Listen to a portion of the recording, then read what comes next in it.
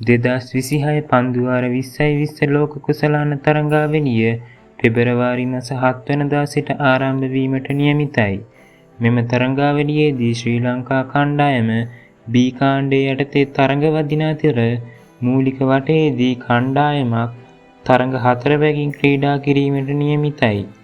ඒ අනුව ශ්‍රී ලංකා කණ්ඩායම ක්‍රීඩා කරන පළමු තරඟය අයර්ලන්ත කණ්ඩායම සමග පෙබරවාරි මාස 8 වෙනිදා කොළඹ ආර් ප්‍රේමදාස ක්‍රීඩාංගණයේදී පැවැත්වෙනවා.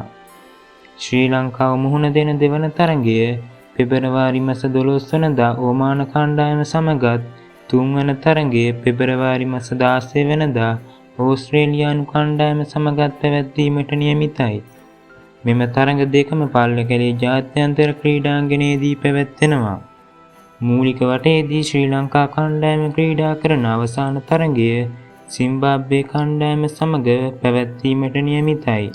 මෙම තරඟය කොළඹ ආර් ප්‍රේමදාස ක්‍රීඩාංගණයේදී පැවැත්වීමට නියමිතයි.